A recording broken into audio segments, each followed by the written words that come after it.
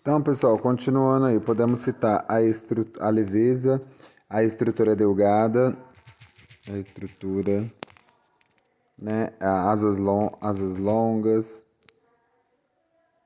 a estrutura, asas longas, tronco longo e etc.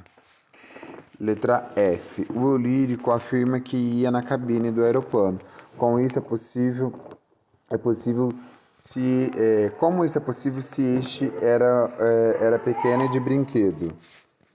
Então, na letra F, a gente entende que como, né, não é uma situação real, tudo pode acontecer. Como é uma situação imaginária, tudo pode acontecer. 3. Porque para o lírico, ser criança é como voar no pequeno avião. Então, o que é infância para ele? Voar num avião é um momento de diversão, né?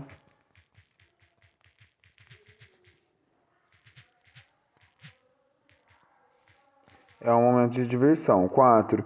Como o lírico expressa ao leitor a ideia que a sua infância terminou com aquela experiência.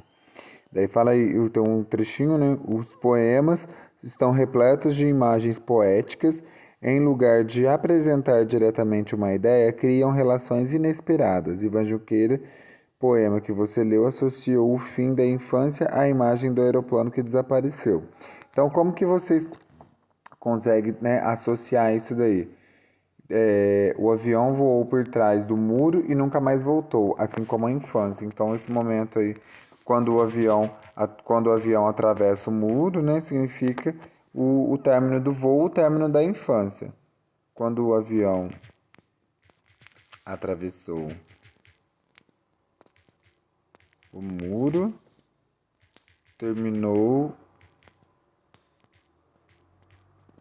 o voo, o voo.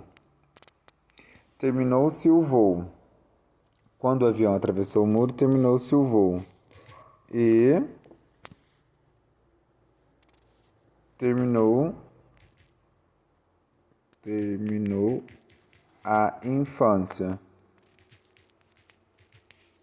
Certo? Número 5. Observe a forma do poema. Quantos versos ele tem? Então, voltando aqui no poema, ele tem 1, 2, 3, 4, 5, 6, 7, 8, 9, 10, 11. Então, ele tem 11 versos.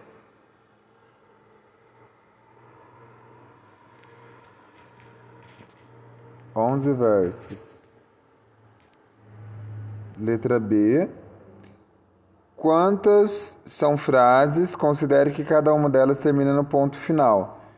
Então, a gente voltando lá, né, frase termina com um ponto final. Ele tem uma que termina em seda, depois duas que terminam em verão,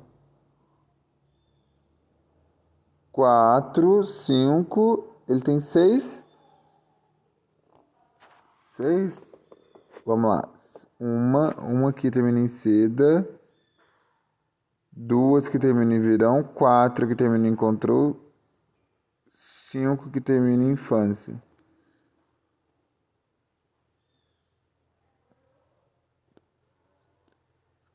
5, são 5 frases, na verdade.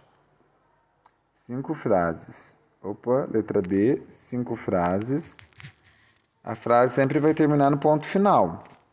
Aliás, no ponto final não, com pontuação. Seja ponto final, exclamação ou interrogação. 5 frases. 5 frases. Letra C. Letra C tá falando. Há o mesmo número de versos de frases? Por quê? Não, porque o verso é cada linha. E frase é cada sentença que finaliza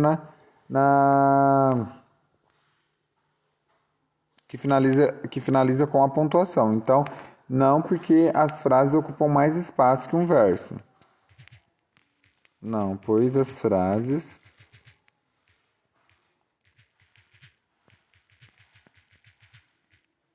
ocupam mais espaços que os versos.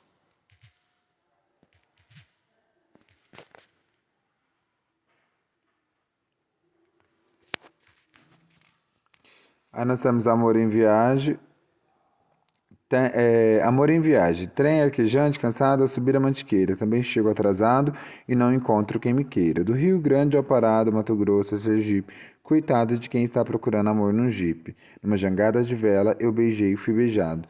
Mas no vento foi-se aquela que navegava ao meu lado. Piloto que dasta o giro montado em peixe de prata. Carrega este meu suspiro e leva quem me maltrata.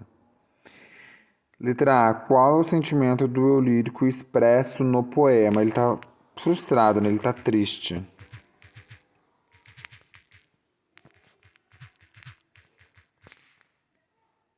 Letra B. O que provoca esse sentimento?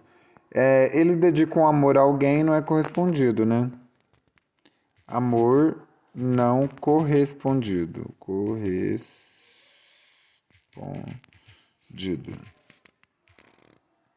Letra C. O poema cita 4 meios de transportes. Quais? Vamos voltar ali. Ele fala do jipe, jangada, uma jangada, tarará, avião também fala, piloto do teu giro. Procurando amor num jipe, numa jangada, fui beijado.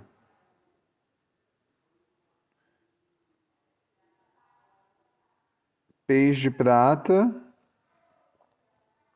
e o trem, né? Tem o trem lá, o primeiro, nossa. Então vamos lá. Trem,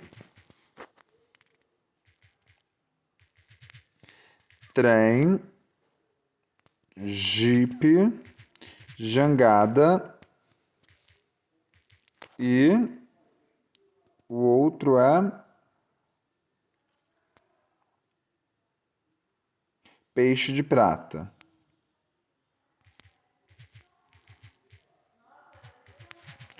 Peixe de prata. Quantos versos. O que o eu lírico quis dizer com a expressão peixe de prata? Seja um veículo aquático, né? Um barco, uma lancha.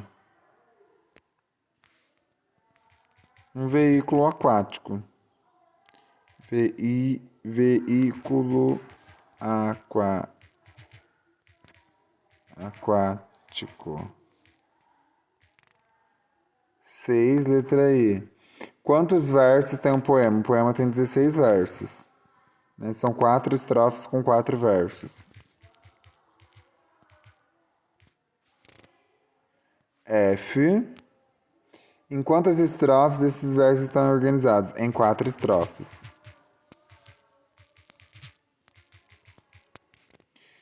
6, letra G. Que critério foi usado para separar a estrofe? Cada estrofe fala de um transporte.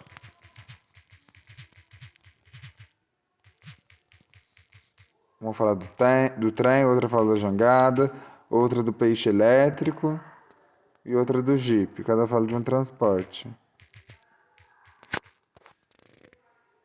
H.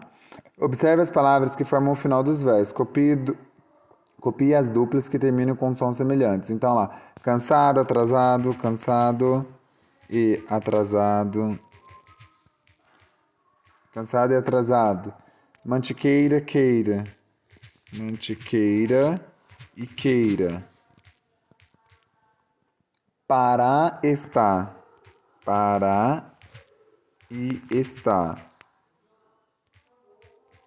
Depois, Jipe, Sergipe. Jipe e Sergipe. Ok? Depois só vocês copiarem as outras. Letra I. O que você percebeu? Você percebeu que há um padrão nessa repetição dos sons? Como você poderia escrever?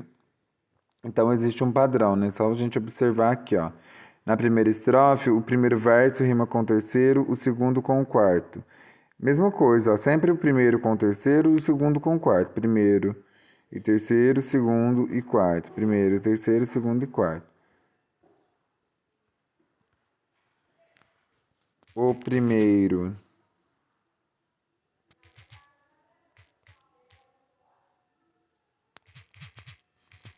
rima com o terceiro,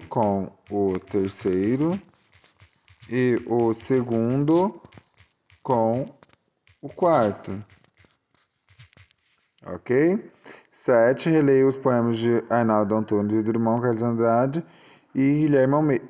Carlos Drummond de Andrade e Guilherme Almeida. A. Observe o uso da letra maiúsculas e da pontuação. Porque o poema de Arnaldo Antunes é diferente dos outros. Porque não há nem letra maiúscula nem pontuação. Ele começa o poema com letra minúscula, né? Não existe letra maiúscula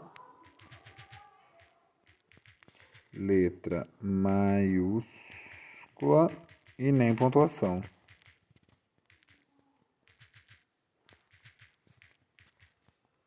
7, letra B.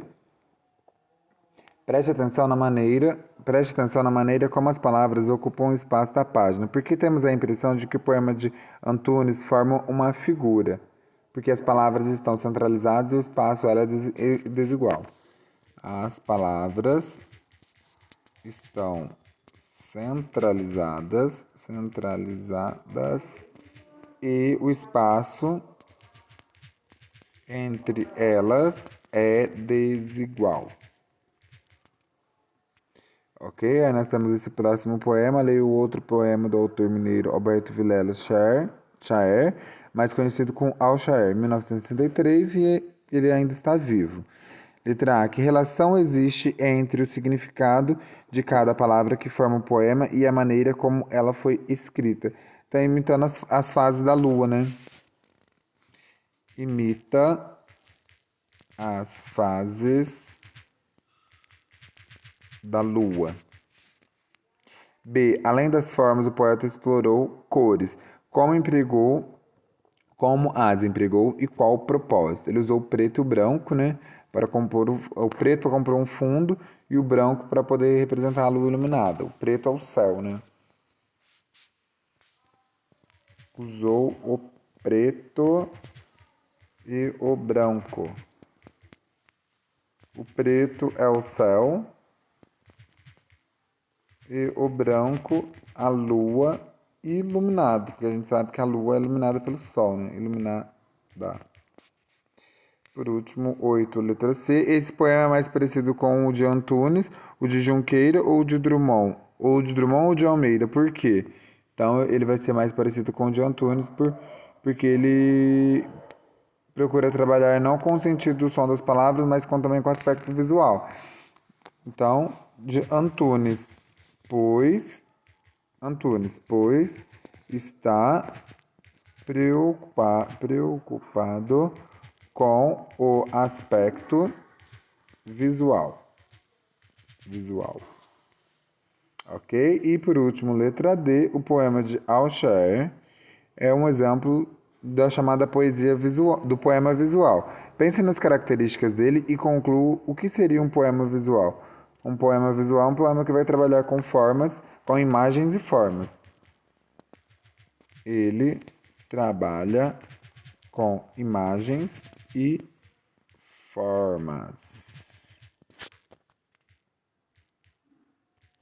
Ok? Então é isso. Qualquer dúvida é só vocês me enviarem mensagem, tá joia, pessoal? Um abraço e tchau, tchau.